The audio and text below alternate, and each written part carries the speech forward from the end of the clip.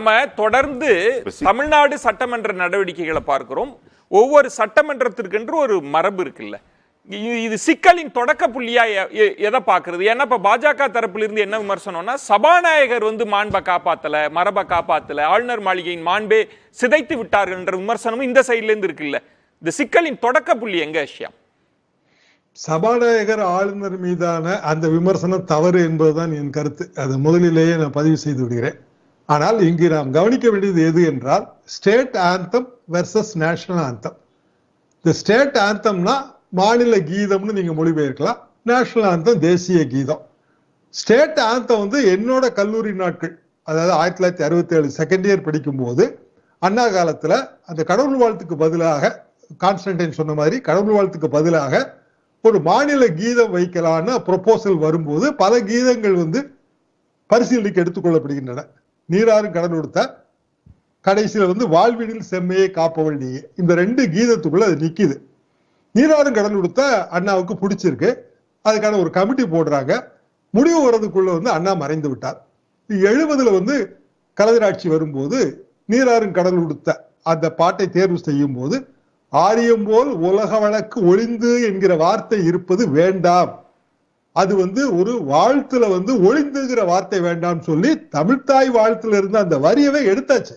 எடுத்துட்டு தான் சீரழிமை திறம் எந்து அந்த கடைசி வரியாக அது வருது. அந்த அளவுக்கு அப்போது பெருந்தன்மை காட்டப்பட்டிருக்கிறது. இதை முதல்ல நம்ம புரிஞ்சுக்கிடணும். இப்போது வெளியிட்டுள்ள இந்த அரசாணை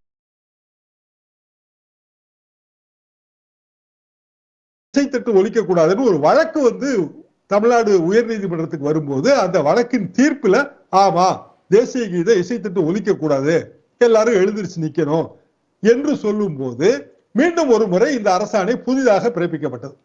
இப்போ பிற மாநிலங்கள் 76ல ஆந்திரா, இப்படி வரிசையா எல்லா மாநிலங்களையும் எடுத்தா கடைசியாக மகாராஷ்டிரா அன்அபிஷியலா ஒரு ஆந்தம் வச்சிருக்காங்க. ஆனா இப்போ ஏக்நாத் ஷிண்டே அரசு வந்த பிறகு மராத்தி மொழி பாடல், அதே ஆந்தம் தான் மராத்தி மொழி பாடல், அது அபிஷியல் சாங். அதை சட்டமன்ற நிகழ்வுகளின் போதும் பிற நிகழ்வுகளின் போதும் பின்பற்றணும். இப்படியான பல மாநிலங்கள். அங்க யாரும் கோரிக்கை வைக்கலையா?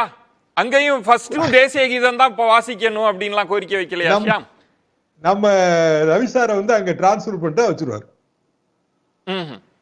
மராத்தி பாடல் வேண்டான்னு மட்டும் அங்க சொல்லி பார்க்கட்டும், என்ன கதி ஆகுங்கிறத நீங்க உங்க யூகத்துக்கே நான் அதை விட்டுறேன். ஒரே ஒரு பக்கத்து மாநிலம் பாண்டிச்சேரி, 2 மாநிலத்தையும் தமிழ் தானே பேசுறோம். நீராறும் கடல் உடுத்த அங்க இருக்கா? கிடையாது. அங்க இருக்கிற பாடல் வேறு, வாழ்வினில் செம்மையை செய்பவள் நீயே பாரதிதாசன் பாடல், அதுவும் சட்டமன்றத்துல ஒலிக்குது. தமிழிசை அவர்களும் அதுக்கு எழுந்து நிக்கிறாங்க. நான் வரும்போதும் போகும்போது நீங்க தேசிய கீதம் தான் பாடணும்னு யாருமே சொல்லல. இப்படி எல்லா மாநிலங்களும் மொத்தம் 11-12 மாநிலங்கள்ல இது இருக்கு. நம்ம ஆளுநர் தேசிய கீதம் ஒலிக்கணும்னு விரும்பினார்னா அவர் கோவா போலாம், ஹரியானா போலாம், கேரளா போலாம், யூபி போலாம். பேசாம வாலண்டரி டிரான்ஸ்பர் வாங்கிட்டு அங்க போனா சந்தோஷமா 2 பாடலும் தேசிய கீதம் ஒலிக்கும். இல்ல ஷியாம், இதுல ஒரு பாயிண்ட் நம்ம பார்க்கிறப்ப, தமிழ்தாய் வாழ்த்து தேசிய கீதம், அதை தாண்டி அவர் இன்னும் நிறைய காரணங்கள் சொல்றாருல. அதுதானே இப்ப ஸ்ரீகாந்த் காரணி சொல்றது நிறைய தகவல் பிழை இருக்கு, தகவல் ரீதியாகவும் தார்மீக ரீதியாகவும் எனக்கு உடன்பாடு இல்லை அப்படின்னு சொல்லி அதையும் சேர்த்து கூடுதலா இருக்குல்ல. அந்த பகுதியை எப்படி பாக்குறீங்க? அப்படி ஒரு ஆளுநர் செய்ய முடியுமா? இப்ப கான்ஸ்டன்டைன் கேட்கறது, அதுக்கு எதிர்கட்சி தலைவர்கள் இருக்காங்க, பாரதிய ஜனதா சட்டமன்ற உறுப்பினர்கள் இருக்கிறாங்க, இவருக்கு என்ன ரோல்னு கேட்கிறப்ப அவருக்கு அந்த கடமையே இல்லையா? ஆளுநர் கான்ஸ்டிடியூஷன் கீப்பரா, கான்சைன்ஸ் கீப்பரா? நம்ம ராமசாமி எப்படி அதை தெளிவா சொல்ல முடியும்? அவர் கான்ஸ்டிடியூஷன் கீப்பர் தான், கான்சியன்ஸ் கீப்பர் இல்ல. என்ன காரணம்னா, நீங்களே பதில சொல்லிட்டு தெளிவா சொல்லுங்கன்றீங்களே, ஆப்ஷன் ராமசாமி கொடுத்துட்டீங்களே. ராமசாமி சட்ட நுணுக்கங்கள் நிறைய சொல்லுவாரு அப்படிங்கிறதுக்காக பிராக்டிசிங் லாயர், நிறைய இடத்துல அவரோட ஆர்குமெண்ட்ஸ் நான் பாக்குறேன். அதனால அவருக்கு அந்த பணியை கொடுக்குறேன். எதுக்காக இது சொல்ல வரேன்னா, அரசு உரை எதுவோ அதை கமா புஸ்டா மாத்தாம வாசிக்க வேண்டியது ஒண்ணுதான் அவருக்கு வழி. 2-3 சந்தர்ப்பங்கள்ல சில ஆளுநர்கள் தமிழ்நாட்டிலேயே முதல் பகுதியும் கடைசி பகுதியும் வாசிச்சு உரை வாசித்ததாக பொருள் கொண்டிருக்காங்க. உடம்பு சரியில்லைங்கிற காரணம் சொல்லியிருக்காங்க. இதை தாண்டி வேறு உதாரணங்களே கிடையாது. அப்போ இந்த ஆளுநர் என்னுடைய மனசாட்சி உறுத்துகிறது என்று சொன்னால் சிம்பிள், தமிழ்நாட்டை விட்டு வெளியில போயிட வேண்டியதானே? எதுக்கு நம்ம செலவுல அங்க உட்கார்ந்து இருக்கணும்? எதுக்கு நம்ம செலவுல டீ குடிக்கணும்? எதுக்கு நம்ம செலவுல வந்து IAS அகாடமி மாதிரி நடத்தணும்? எதுக்கா செய்யணும்? நம்ம கொடுக்கிற சம்பளம், நம்ம வேலைக்காரங்க. அவரு தமிழ்நாட்டின் வேலைக்காரன். அவர் செய்ய வேண்டியது என்ன? தமிழ்நாட்டின் நலனுக்காக பாடுபட வேண்டியது, தமிழ்நாட்டுக்கு பணம் வேணும்னா கேட்க வேண்டியது. சபாநாயகர் அப்பாவை அதைத்தான் சொல்றாரு. ஆனா அப்பாவை சொன்னது அந்த இடத்துல கொஞ்சம் வரம்பு மீறல் நான் ஃபீல் பண்ணேன்.